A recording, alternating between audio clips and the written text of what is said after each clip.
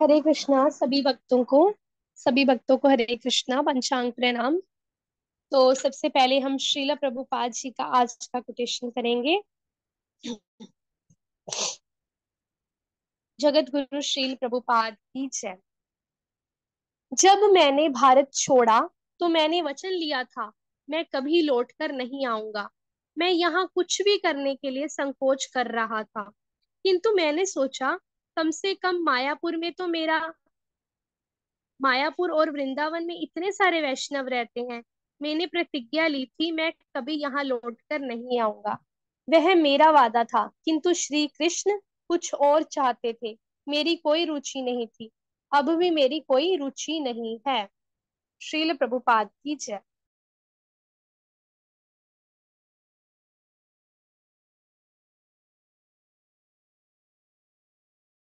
ये हम भगवत गीता करेंगे। भगवत गीता चैप्टर सेकंड, गीता का सार, वर्स नंबर 9।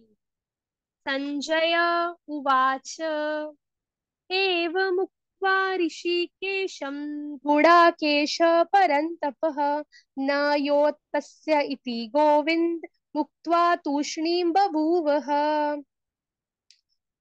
अनुवाद।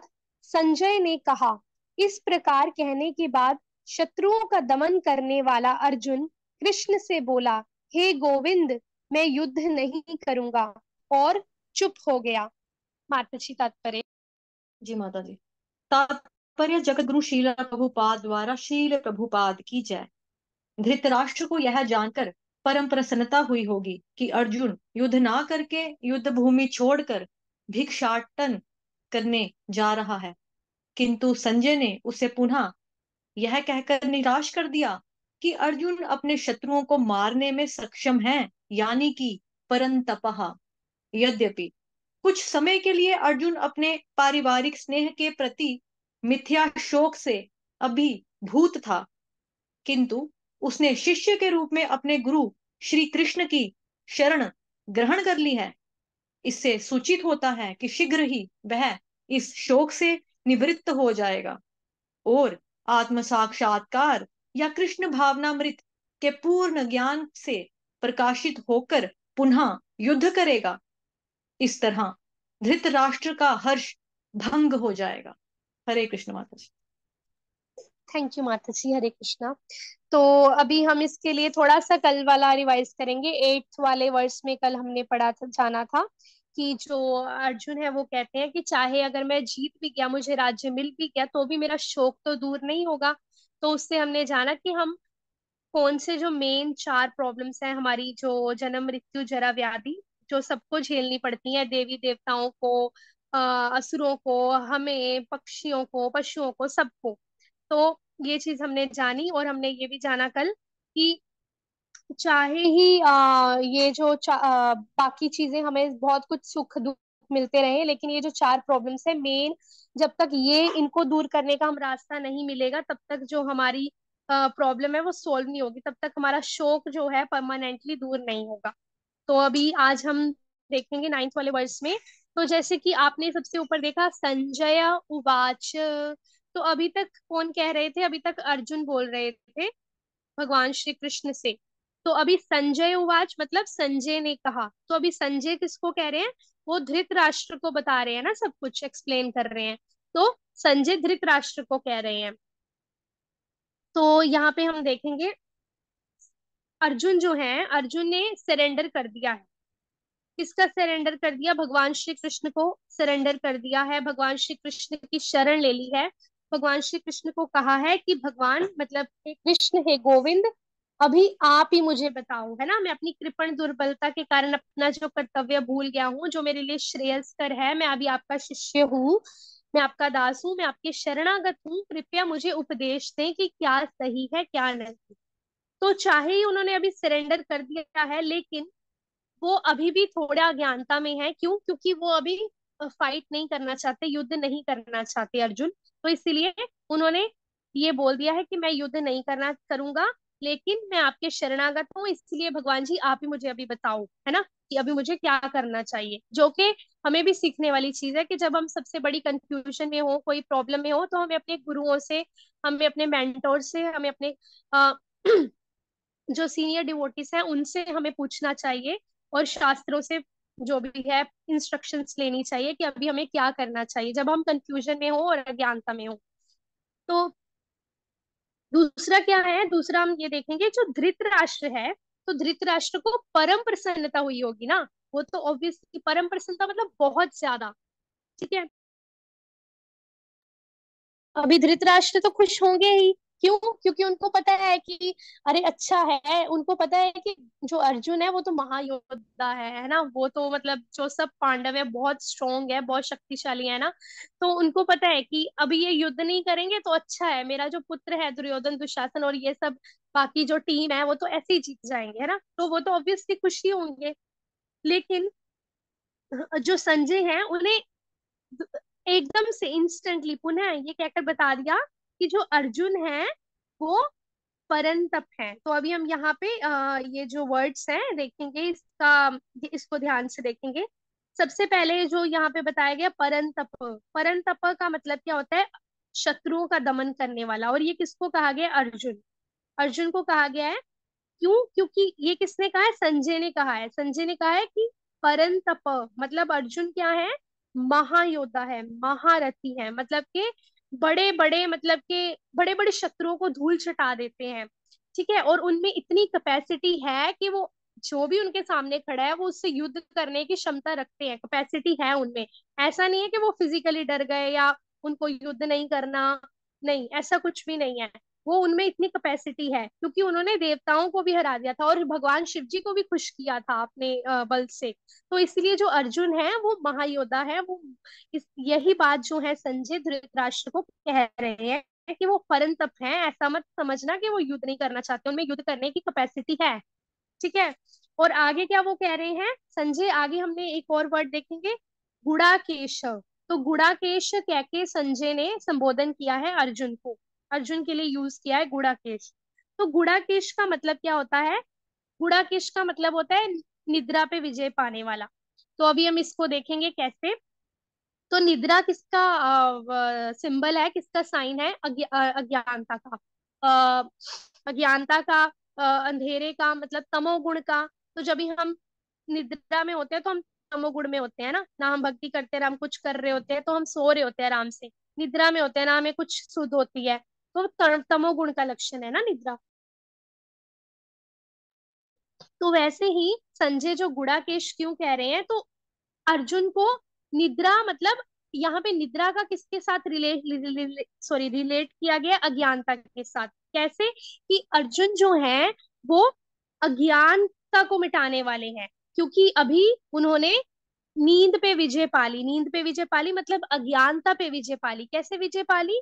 क्योंकि उन्होंने भगवान श्री कृष्ण की शरण ले ली। तो जब हम भगवान की शरण ले लेते हैं, जब हम शास्त्र पढ़ने लग जाते हैं, शास्त्र का श्रवण करने लग जाते हैं, गुरु की शरण ले लेते हैं जो हमें कृष्ण के बारे में बताएं, तो इसका मतलब क्या होता है? हम धीरे धीरे अज्ञानता पे विजय पा रहे हैं। ठीक है, तो इसीलिए अर्जुन को क्या कहा गया है? गुड़ाकेश, निद्रा पे विजय पाने वाला, अज्ञानता पे विजय पाने वाला, क्योंकि उन्होंने साक्षात भगवान की शरण ले ली। भगवान को बोल दिया कि भगवान जी अभी आप मुझे गाइड करो, आप मुझे उपदेश दो, मैं आपकी बात सुनूंगा। ठीक है, तो आगे क्या है? आगे हम ये देखेंगे कि कृष्ण जो है वो साथ में है ना। तो ये नहीं है कि वहां के जो द्रोणाचार्य, भीष्म पितामह ये महारथी नहीं है, वो भी महारथी हैं, वो भी, उनको भी बहुत एक्सपीरियंस है, बहुत अच्छे से युद्ध कर सकते हैं। लेकिन जो अर्जुन है, अर्जुन के साथ कौन तो ये बात कौन बताना चाह रहे हैं? ये संजय जो है धृतराष्ट्र को क्लियर कर रहे हैं कि अभी भगवान, अभी ज्यादा खुश मत हो तुम, आप खुश मत हो कि आपके पुत्र जो हैं अभी जीत जाएंगे, अभी अर्जुन युद्ध नहीं करेगा, उसने गिव अप कर दिया। आप ऐसे मत समझो, ज्यादा खुश होने की जरूरत नहीं है। अभी अर्जुन ने किसकी शरण ले ली है? भगवान श्री कृष्ण की। तो अज्ञानता पे विजय पा लेगा वो, उसकी तो जीत निश्चित ही है, वो तो जीतेगा ही जीतेगा। ठीक है, तो ये बात संजय धृतराष्ट्र को क्लियर कर रहे हैं। तो वैसे ही जो हमें है, हमें भी क्या करना है? हमें भी अपनी अज्ञानता के ऊपर विजय पानी है। तो वो कैसे होगा? हमारे साथ भगवान तो है ही, नो डाउट, हमारे हृदय में भी है, हमारे साथ भी है। लेकिन हम अगर ऐसे बोले कि हाँ थोड़ा सा हमने पढ़ लिया, बस सुन लिया, बस हो गया, बट नहीं। लेकिन हमें भी भगवान को सरेंडर करना होगा। सरेंडर हम कैसे कर सकते हैं? अपनी हर एक इंद्रियों को भगवान की सेवा में लगा के, हर वक्त भगवान के बारे में सोच के कि भोग बनाना है तो भगवान जी के लिए बनाना है, कुछ करना है तो भगवान के लिए करना है, कपड़े खरीदने जाना है तो इसलिए खरीदने जाना है कि हम मंदिर में अच्छे कपड़े डाल के जाएं, ताकि अच्छे ऐसे गंदे मंदे बन के ना जाए। कुछ करना है तो भगवान के लिए करना है, चैंटिंग करनी है भगवान के लिए करनी है, खुश करने के लिए, श्रवण करना है तो भगवान जी के लिए करना है। ठीक है, तो कुछ भी हमें करना है तो भगवान के लिए करना है और भगवान को खुश करने के लिए ही करना है। तो जब हम ऐसे करेंगे, अपने मन को समझाएंगे, तो मन रूपी जो हमारा शत्रु है, जो अज्ञानता में हम फंसे हुए हैं मन की वजह से, उसके ऊपर हम क्या पालेंगे? विजय पालेंगे। ठीक है, तो ये चीज हमें जो है अर्जुन से सीखनी है कि कैसे हमें फुल्ली सरेंडर करना है भगवान श्री कृष्ण को। तो आगे हम ये देखेंगे कि जो हाँ, कि जो संजय हैं वो धृतराष्ट्र को ये बोल रहे हैं कि अभी क्योंकि अर्जुन ने भगवान श्री कृष्ण की शरण ले ली है, तो वो जल्दी ही शोक से निवृत्त हो जाएगा, है ना। तो धृतराष्ट्र को ये चीज पता चल गई कि अर्जुन जो है वो शोक में है ना, वो उसने युद्ध लड़ने से मना कर दिया, तो वो खुश हो गए। तो लेकिन संजय उनको बोल रहे हैं कि ज्यादा खुश होने की जरूरत नहीं है, अभी वो शोक से निवृत्त हो जाएगा। क्यों? क्योंकि उसको आत्म साक्षात्कार हो गया, उसको सेल्फ रियलाइजेशन हो गया, उसने भगवान श्री कृष्ण को अपना गुरु माना है, अपना सब मान लिया, भगवान के ऊपर डिपेंडेंट हो गए कि भगवान जी मुझे अभी नहीं पता चल रहा, मैं युद्ध नहीं करूंगा, इसलिए आप ही मुझे उपदेश दो, आप ही मुझे बताओ कि मैं क्या करूंगा। तो वो क्या हो जाएंगे? पूर्ण ज्ञान से प्रकाशित होकर पुनः युद्ध करेगा, दोबारा युद्ध करेगा। और फिर क्या हो जाएगा? धृतराष्ट्र की जो खुशी है ना, कि अरे मेरे ही पुत्र जीतेंगे, चाहे ही उन्होंने अधर्म किया है वो ही जीतेंगे, वो जो हर्ष है वो भंग हो जाएगा। तो तो अभी हम आगे आने वाले वर्ष में देखेंगे कि कैसे भगवान गाइड करते हैं अर्जुन को। तो हरे कृष्णा, माता जी आप एक्सप्लेन करोगे? हरे कृष्णा। हाँ माता जी, आपने बहुत अच्छे से किया वैसे तो। कुछ चीजों की तरफ मैं और ध्यान लेके जाना चाहूंगी। जैसे यहाँ लिखा है, हे गोविंद मैं युद्ध नहीं करूंगा, है ना। और एंड वाली लाइन क्या लिखी है, और चुप हो गया। तो जब से पहला चैप्टर शुरू हुआ था तो अर्जुन ने काफी सारे श्लोका सुन के हैं, काफी सारी बातें उन्होंने कर ली। वो चाहते तो आगे भी कंटिन्यू अपनी बातों को रख सकते थे, लेकिन फिर क्या बताया जा रहा है कि वो चुप हो गए। अब चुप होने के पीछे उनका रीजन क्या था, चुप क्यों हुए? क्योंकि अर्जुन जो है वो एक बहुत ही समझदार व्यक्ति है। दूसरा, अर्जुन जो है वो दैवीय गुणों से संपन्न है, हीरो भी है, मतलब महाभारत के हीरो भी हैं वो और कृष्ण भगवान दोनों वैसे तो। तो हीरो से हम क्या सीखते हैं? उनके करेक्टर से हमको, उनके चरित्र से काफी चीजें हमको सीखने को मिलती हैं। अब यहाँ पे जो लाइन लिखी है, चुप हो गया, चुप हो गया, इसलिए चुप हो गए कि भाई मैं अब आपका शिष्य बन चुका हूं। जब हम शरणागत हो जाते हैं, जब हम शिष्य बन जाते हैं, तो हम, हमारे अंदर क्या गुण होना चाहिए, क्वालिटी हमको बता रहे हैं कि हमको चुपचाप करके हमको श्रवण करना चाहिए, हमको सुनना चाहिए। सुनने के लिए हमको अपना मुंह बंद करना पड़ेगा ना, तभी तो हम दूसरे की सुन पाएंगे, है ना।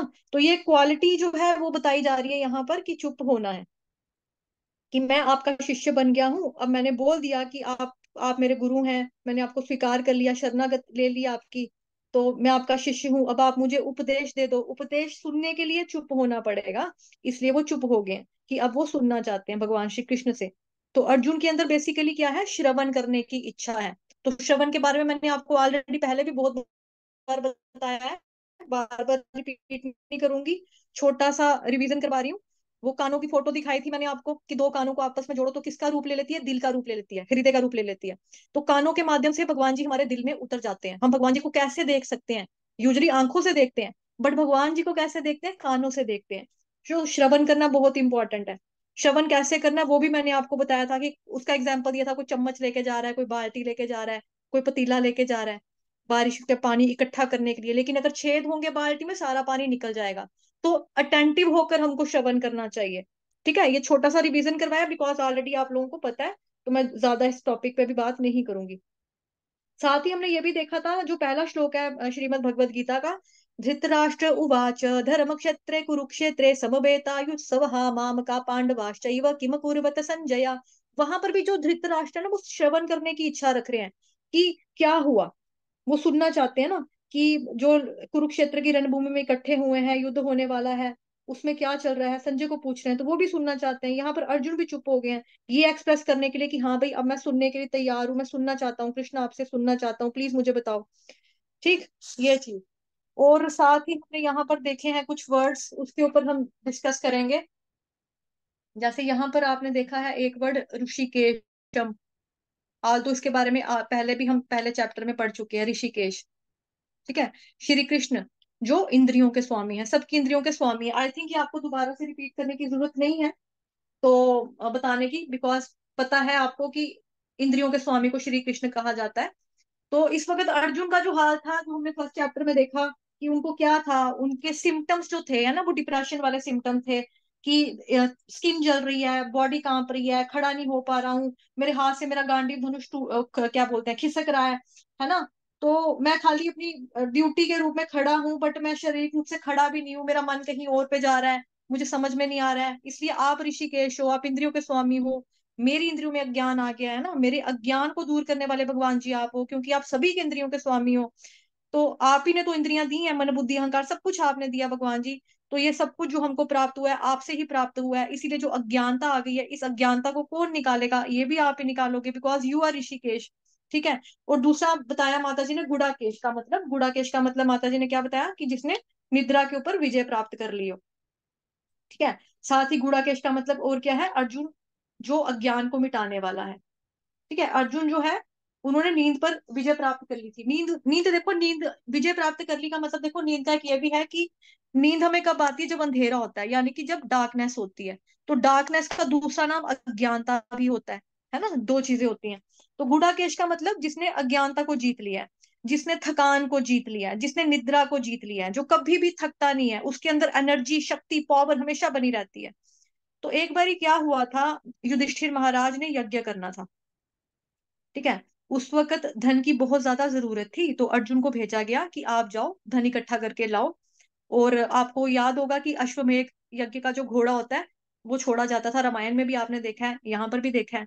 तो अश्वमेध यज्ञ का घोड़ा जो कोई भी रोकेगा ना, उस इंसान को मारना मत, आप उसको उसके साथ लड़ाई करना, युद्ध करना, युद्ध में उसको हराना, लेकिन जान से नहीं मारना उसको, ये चीज बोली। तो ये ड्यूटी जो थी अर्जुन को सौंपी गई थी।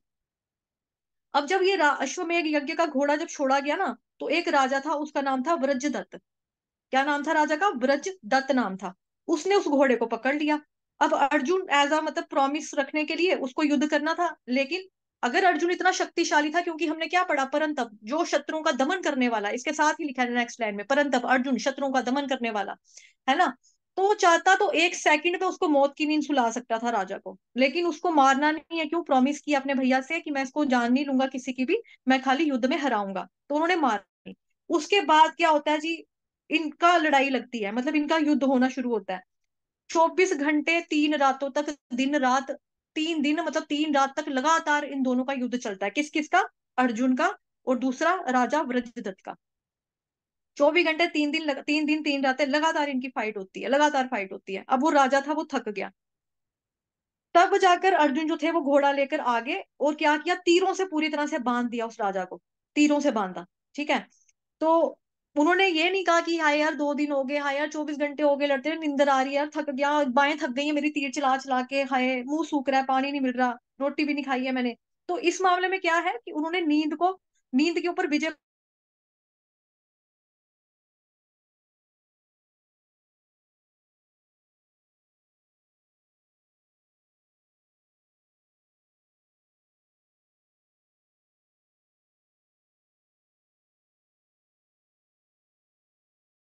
प्राप्त की है, थकान को जीत चुके हैं। सीधा भीमसेन वो खीर खा रहे थे, और वो खीर कैसे खा रहे थे, अंधेरे में खीर खा रहे थे। अंधेरे में खीर खाते वक्त क्या हुआ कि अर्जुन आए, अर्जुन सोचते हैं कि यार खड़खड़ की आवाज आ रही है, किचन से कुछ आहट हो रही है, तो मैं जाकर देखूं क्या है, कोई चोर आया है, कौन है। जब वो जाकर देखते हैं तो वो कहते हैं कौन है, भीमसेन कहते हैं मैं हूँ। कहते हैं आप अंधेरे में क्या कर रहे हो, वो कहते हैं मैं खीर खा रहा हूँ। कहते हैं तो आप अंधेरे में खीर कैसे खा रहे हो भैया, अंधेरे में कैसे खा सकते हैं। कहते हैं अरे यार क्या बात कर रहे हो, मेरे को पता है मैंने हाथ से उठाना और मुंह में डालना है, तो जो मैं खाऊंगा वो मुंह में ही डालूंगा ना, हाथ मेरा मुंह में ही जाएगा। तो उस वक्त अर्जुन के मन में एक चीज और स्ट्राइक की। उन्होंने सोचा कि अगर इनका हाथ जो है अंधेरे में मुंह में जा सकता है, मतलब अंधेरे में भी हमको लाइट की रोशनी की कोई जरूरत नहीं है, तो इसका मतलब अंधेरे में हम लोग धनुष भी चला सकते होंगे, अंधेरे में हम लोग लड़ाई भी कर सकते हैं, धनुष भी चला सकते हैं, अपने लक्ष्य तक पहुंचने के लिए हमको किसी तरह की प्रकाश की रोशनी की जरूरत नहीं है। तो फिर उन्होंने क्या किया, एक शब्द भेदी विद्या करके आती है, उसको बोला जाता है शब्द भेदी बाण अभ्यास। उसकी प्रैक्टिस उन्होंने करनी शुरू कर दी। मतलब उसका कि अगर नेरा कुप पड़ा हुआ ना, अंधेरा है, तब भी इंसान जो है तीर चलाएगा, और ऐसा तीर चलाएगा कि टारगेट के ऊपर जाएगा और लक्ष्य को पूरा करेगा। तो आपने शायद वो मूवी में भी देखा होगा, बहुत पुरानी, जो मतलब उसकी मूवीज होती है ना, जैसे मार्शल आर्ट्स की जो फिल्में होती हैं। एक फिल्म आई थी अजय देवगन की, शायद मेरे ख्याल से उसका नाम था जिगर। उसमें अजय देवगन जो था वो शायद फाइटर ही बताया था, जूडो कराटे का। उसमें शायद आपको याद अगर पड़ता होगा तो अजीत था उनका गुरु, जो पुराना जो विलेन बनते थे अजीत उनके गुरु थे। तो उसमें क्या होता है कि अजय देवगन की आंखों में मिर्ची डालते हैं कुछ, उसको अंधा टाइप कर देते हैं। तो फिर ना ऐसे में वो अपने गुरु से सीखते हैं, मतलब अजीत से सीखते हैं कि आंखों अगर कोई हमें अंधा भी कर दे, हमको लड़ना पड़ जाए तो हम कैसे लड़ें। तो उसको टेम्पररी उसकी आंखों की रोशनी चली जाती है, मिर्चें वगैरह फेंकी जाती हैं। फिर उसके जो गुरु होते हैं उसको तैयार करवाते हैं, आंखों के ऊपर काले रंग की पट्टी बांध के। तो पहले तो वो बहुत मार खाता है अपने गुरु से, अजय देवगन बहुत मार पड़ती है उसको, क्योंकि उसको समझ में नहीं आ रहा होता फोकस, क्योंकि आंखों से देखने की आदत होती है हम लोगों को, वो बद जीव है, आंखों से देखने की आदत होती है। लेकिन विद्या सिखाने के लिए उसके जो गुरु होते हैं उसको बहुत मारते हैं, मतलब कि एक साइड से आहट करते हैं, वो दूसरी साइड पे जाता है, उसको थप्पड़ पड़ता है, उसको मतलब पंच पड़ता है, सर के ऊपर डंडा मारते हैं उसके, क्या कर रहा है। उसके बाद जो हीरोइन होती है उसको देख कर बड़ा फील होता है कि मतलब मेरे हीरो को मार पड़ रही है इस तरह से। तो वो क्या करती है, अपनी पायल के माध्यम से उसको थोड़ी सी में हेल्प करती है, कि मतलब मेरी पायल की बात सोचो कहाँ से आ रही है, घुंघरू कहाँ से बज रहे हैं। तो इस वे में क्या, जो गुरु होते हैं अजीत और जो उसकी फ्रेंड होती है, वो दोनों उनकी हेल्प करते हैं कि किस तरह से अगर हमारी आंखों के ऊपर पट्टी बंदी हो, आंखों के ऊपर पट्टी बंधना मतलब अंधेरा, कुछ नजर नहीं आना, रोशनी की कोई किरण आपको दिखाई नहीं दे रही है। ऐसे में क्या हो गया कि अर्जुन ने भी सेम वही चीज की थी। मैंने आपको आज की एग्जांपल क्यों दी, बिकॉज वो हमने लाइव अपनी आंखों से देखी होती ना चीजें, तो वो हमको जल्दी समझ में आता है कि हाँ हमने फिल्म में देखा था। तब करके मैंने आपको फिल्म का एग्जांपल दिया। बट यहाँ पर जो बात हो रही है, अर्जुन ने क्या सीखा, शब्द भेदी बाण विद्या सीखी अपने गुरु से, कि ताकि अंधेरे में भी मैं अगर शूट करूंगा, एरो चलाऊंगा, तो क्या होगा, मेरा जो लक्ष्य है वो भेदा जाएगा, कि मतलब क्या मेरा फोकस है, कहाँ पे तीर मारा है वो हो जाएगा। तो जो द्रोणाचार्य गुरु थे वो बहुत खुश हुए, उन्होंने दिल से उसको आशीर्वाद दिया कि तुम सबसे बड़े धनुर्धर योद्धा बनो, पूरी दुनिया में बनो अर्जुन। तो ये अर्जुन को आशीर्वाद प्राप्त है, वो अंधेरे को जीत चुका है। तो अगली लाइन में क्या लिखा है, साथ ही गुड़ाकेश के आगे परम तप। परम तप के बारे में मैंने आपको पहले भी बताया था, ठीक है, यहाँ देखो लिखा है परंतपः गुडाकेश परंतपः। तो परंतप का मतलब यहाँ पे क्या है, अर्जुन, यानी कि अर्जुन को बोला गया है, कामा डाला के लिखा है ना अर्जुन, तो मतलब अर्जुन के लिए वर्ड यूज किया है, अर्जुन जो शत्रुओं का दमन करने वाले हैं। तो जैसा कि हमने पढ़ा पहले भी, हम जानते हैं कि अर्जुन जो है धनुधर योद्धा है, वो मतलब परंतप है ना। वो चाहते हैं तो एक फटके में किसी को भी सुला, किसी को भी मारते हैं, एक तीर से मौत के घाट, लेकिन नहीं करते। तो वो परम तप भी हैं गुड, ठीक है। और मैंने आपको पहले भी शायद बताया था, श्लोक संख्या वो थी हमारी 2.3 था, सेकंड चैप्टर का ही तीसरा श्लोक था, उसमें भी ये शब्द का इस्तेमाल हुआ है, परंतप। मतलब जो तपस्या करने में बहुत ही निपुण है, दक्ष है। क्योंकि तपस्या करना हर एक बंदे की बस की बात नहीं ना होती, लेकिन बहुत कठिन कठोर तपस्या अर्जुन ने की है, और वो तपस्या को कैसे कर पाया, पवित्रता के कारण। तो उसमें मैंने आपको एग्जाम्पल ये भी दिया था कि अर्जुन किस तरह से इंद्रदेव के पास जाते हैं, स्वर्ग में जाते हैं।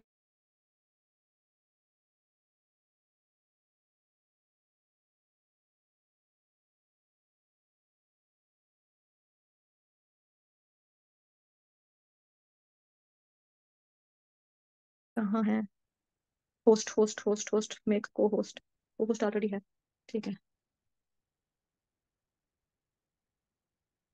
हरे कृष्णा, तो मैं बता रही थी का मतलब आपको, है ना? परंतप का मतलब क्या था, हमने पढ़ा था पहले भी, श्लोक संख्या 2, दूसरे अध्याय के तीसरे श्लोक में, कि अर्जुन जो है वो परंतप है, तपस्या करने में बहुत ही ज्यादा परफेक्ट है। तो एक बारी इंद्रदेव के साथ वो मिलने के लिए जाते हैं, तो वहां पे उनकी मुलाकात होती है उर्वशी से होती है, जो कि सुंदरी होती है बहुत, मतलब स्वर्ग की सुंदरी है एक तरह की। तो वो बहुत सुंदर थी।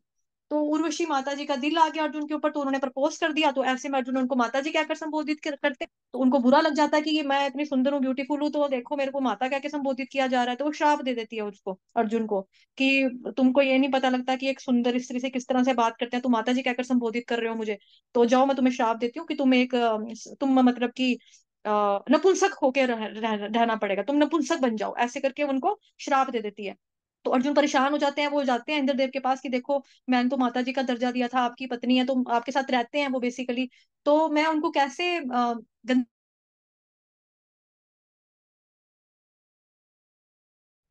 हरे कृष्ण। तो वो कहते हैं कि भाई मैं इनको ऐसे कैसे देख सकता हूँ, तो मैंने इनको माँ कह के बोल दिया, तो ये इन्होंने क्या किया, मेरे को श्राप दे दिया कि भाई आप नपुंसक हो जाओ। तो वो कहते हैं कोई बात नहीं, मैं तुम्हारा श्राप जो है 1 साल का कम कर दूंगा, सॉरी आपका श्राप जो मैं 1 साल का कर दूंगा घटाकर। चुनते हैं जब उनको अज्ञातवास मिलता है अर्जुन को, तो ब्रहनाला के रूप में वो चुनते हैं। तो ये था उनका परंतप। और परंतप का ये मतलब ये भी होता है कि जिसने शत्रुओं का दमन किया है। तो बड़े बड़े दिग्गजों को वो हरा चुके हैं युद्ध में, इतने ज्यादा युद्ध में कौशल थे कि उनकी जो झगड़ा है, मतलब युद्ध जो है उनका बहुत बार हुआ है, बहुत अलग अलग लोगों से हुआ है, कि उन्होंने शिव जी तक को हराया है। ठीक है। तो इस तरह से जो है अर्जुन जो परम तप है, मतलब तपस्वी हैं, गुड़ाकेश हैं। और गुड़ाकेश का मतलब ये भी होता है जो ब्रह्मा विष्णु महेश तीनों को बहुत ज्यादा प्यारे लगते हैं, बहुत ज्यादा प्रिय हैं, उसको भी गुड़ाकेश बोला जाता है। हालांकि इनमें क्वालिटीज बहुत हैं। तो अर्जुन जो है बेसिकली कोई साधारण व्यक्ति, साधारण पुरुष नहीं है, वो एक्स्ट्रा ऑर्डिनरी पर्सनैलिटी है, वो गुड़ाकेश है। तो गुड़ाकेश जो है भगवान जिसे प्रार्थना कर रहे हैं, ऋषिकेश मैं परम तप हूँ, लोग मानते हैं, गुड़ाकेश है मानते हैं, ठीक है, लेकिन मैं आपके पास आ गया हूँ, प्लीज मेरी इंद्रियों का जो सूखापन है, जो अज्ञानता की वजह से प्रॉब्लम हो रही है मेरे को, आप मेरी अज्ञानता को दूर करने वाले हो, मेरे मन में जो ज्ञानता आप उसको दूर कर दो प्लीज, आप ऋषिकेश हो। तो गोविंद मैं युद्ध नहीं करूंगा, और चुप हो गए। और चुप रहने का मतलब यही था, वो सुनना चाहते थे, श्रवण करना चाहते थे। तो यही हमको सीख मिलती है कि जब भी हम गुरु के पास जाएं तो हम भरे हुए ना जाएं। बिकॉज देखो, गुरु महाराज के पास हमको देने के लिए बहुत कुछ है, टीचर्स के पास हमारे पास हमें देने के लिए बहुत कुछ है, बट योग्यता हमारी होनी चाहिए ना श्रवण करने की। अगर हम ऑलरेडी भरे हुए जाएंगे तो हम क्या ही सीख पाएंगे। तो एक बार ऐसे ही था कि गुरु नानक देव के समय की एक स्टोरी है, छोटी सी स्टोरी के माध्यम से आपको थोड़ा सा बताऊंगी, उसके बाद मैं ये यहाँ पर विराम ले लूंगी। गुरु नानक देव जी के कुछ शिष्य हुए। तो ऐसे में कुछ लोग थे उनमें से जो कि ना सीखना, श्रवण करने के लिए जा रहे थे, कि मतलब हम ना गुरु नानक जी आए हैं फलानी फलानी जगह पर, तो हम बाबा नानक से जाके श्रवण करेंगे। तो व्यक्ति ने सोचा ठीक है। उसमें से कुछ साधु संत वगैरह जो महात्मा होते हैं, जो ऑलरेडी जो ज्ञानी होते हैं, वो लोग भी थे। अब उन लोगों को बिठाया गया। बिठाने के बाद जो थे, खाना वाना परोसा गया, उसके बाद जी उनको श्रवण के लिए इत्यादि करना था। तो ऐसे में एक व्यक्ति जो था वो आ तो गया सारे कि हाँ जी हम श्रवण करना चाहते हैं। तो गुरु नानक देव जी जो थे ना, वो चुप रहे, एक व्यक्ति के केस में वो चुप रहे। तो उस व्यक्ति ने बोला कि आप कुछ बोल नहीं रहे हो। उन्होंने बोला, ये जो मटका, उसके आगे मटका रखा, मटके को बोला कि आप इसमें पानी भरते रहो। पानी भरा भरा भरा भरा भरा भरा भरा, पानी जो था ना फुल हो गया, अब उसके अंदर और पानी नहीं आ रहा। तो गुरु नानक जी उसको ये सिखाना चाहते हैं कि अगर आपका मटका, यानी कि ज्ञान का मटका पहले से ही भरा हुआ है, तो आप मुझसे कैसे सीख पाओगे। तो उसके लिए हमको क्या करना पड़ेगा, अपने आप को खाली करना पड़ेगा ना पहले। अगर हम ऑलरेडी ये चीजें बोलेंगे कि हमको सब कुछ आता है, हमको सब कुछ आता है, तो हम पहले खाली होंगे, तभी तो हमारे अंदर कोई कुछ भर सकेगा। तो वो वही बात आ गई कि आपका पानी का गिलास अगर आप भरा हुआ लेकर जाओगे, तो उसमें और पानी कहाँ से भरोगे, पानी भरोगे तो बाहर ही निकलेगा, यानी कि समझ में कुछ नहीं आएगा। आपको लगेगा हाँ हमें पता है पता है पता है पता है पता है, सब कुछ आता है सब कुछ आता है। तो जब भी गुरु के पास जाओ, अपने आप को खाली करके जाओ। अपने आप को इस तरह से खाली करना, लाइक कि हमको कुछ भी नहीं आता है। देखो माता जो होती है ना, माता वो भी दूध कब पिलाती है बच्चे को, जब बच्चा दूध के लिए रोता है, भूख को प्रकट करता है कि मेरे को भूख लगी है, मेरे को खाना दो, तभी करके तो मम्मा उसको दूध पिलाती है। ऐसे ही अगर हम गुरु महाराज के पास जाएंगे और बोलेंगे हमको सब कुछ आता है, हे भारत माता हमको सब कुछ आता, तो हमको भारत माता या कोई भी जो ज्ञानी व्यक्ति है, जो गुरु महाराज है, जो शिक्षक गुरु हैं, हम उनसे ज्ञान कैसे प्राप्त कर सकेंगे? तो श्रवण करने के लिए हमको चुप करना जरूरी है एक तो, ताकि हम सुन सकें, है ना। हमें एक गुड लिसनर बनना चाहिए, अच्छे से हमें श्रोता बनना चाहिए। श्रोता हमें कैसे बनना है वो हमने ऑलरेडी आपको पढ़ाया हुआ है भागवतम में, ठीक है, जब स्टार्टिंग किया था कि श्रोताओं के भी कैटेगरीज होती हैं, किस तरह से हमको सुनना है। अगर नहीं चाहिए होगी वीडियो तो मुझे पर्सनल मैसेज करना, मैं उसको भेज दूंगी, बिकॉज बहुत लंबा लेंथी लेक्चर हो जाएगा, इतना लंबा नहीं चाहते हैं। तो इसी तरह से यही चीज बताई जा रही है, श्रवण करना है गुरु महाराज जी के पास जाके, बट अपने आप को भरकर नहीं जाना है कि हमको सब कुछ आता है, खाली जाना है एक छोटे इनोसेंट बच्चे की तरह, बेबी की तरह बैठ जाना है, बिना किसी विकार के बैठना है, उनके चरणों में बैठना है ना, जिज्ञासा भरे प्रश्न पूछने हैं, सेवा करनी है, नित्य सेवा करनी है गुरु की, तब वो आपको ज्ञान देंगे। उनके पास बहुत ज्ञान है, वो देने के लिए ही भगवान जी ने बिठाए हैं हमारे लिए, है ना। बहुत ज्ञान है, बहुत बहुत ज्ञान है, कृष्ण प्रेम है, वो बांटने के लिए बैठे हैं। सोचो कितना कृष्ण प्रेम है। और गुरु महाराज इतने लोगों को दीक्षा देते हैं, कितने लोगों को कृष्ण प्रेम बांटते हैं, कितने लोगों को दिव्य ज्ञान बांटते हैं। लेकिन वो दिव्य ज्ञान हासिल करने के लिए हमारी योग्यता क्या होनी चाहिए? कम से कम हमको श्रवण करना तो आना चाहिए ना। श्रवण करके जीवन में उतारना, पहले चुप होना पड़ेगा सुनने के लिए। तो यहाँ पे अर्जुन चुप हो गया, यही इस श्लोका की सीख है। ठीक है जी, हरे कृष्णा। किसी का कोई डाउट नहीं है? चलो ठीक है, धन्यवाद, बहुत लायक हैं सभी। हरे कृष्णा।